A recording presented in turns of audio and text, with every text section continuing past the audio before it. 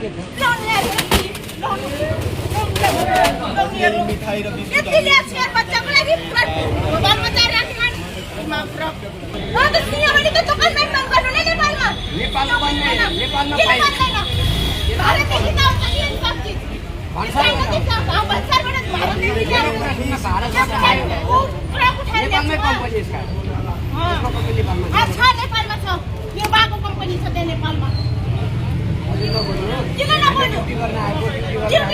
नगरी गर्नु न त सामु के हामीले के बोरी उठार्ने कुरा उठार्ने ब्यान गर्नु माने अर्कोले चाहिँ भन्छ अर्कोले चाहिँ हामी सट गराइदिनु हामी बच्चाको खुसीको लागि लिएको हो अन्त जान दिनु फेरि न त पैसा दिनु यति टाढादेखि लिएको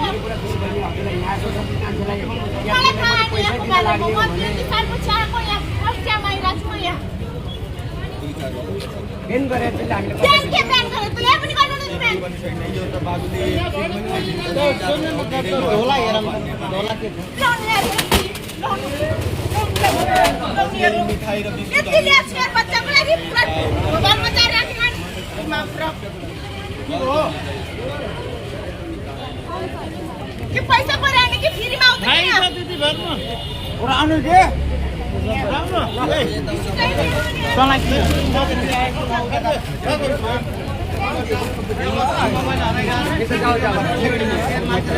यहाँदेखि किने भयो अलग कुरा हुन्छ त्यहाँ टाढादेखि ल्याएको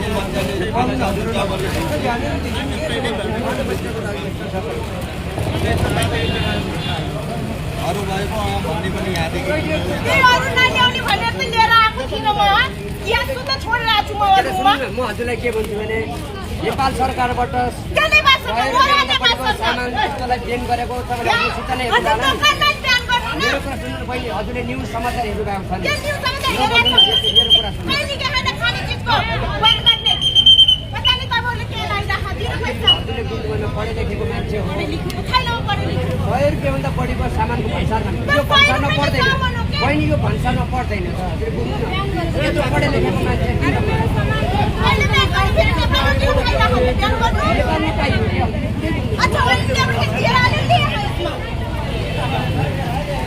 यही पनि त्यस्तो छैन बच्चाको लागि हो भनेर अरूको लागि समाचारमा हालिसकेको छ किन हेर्नु यो नल्याउने चिज हो क्या हजुरले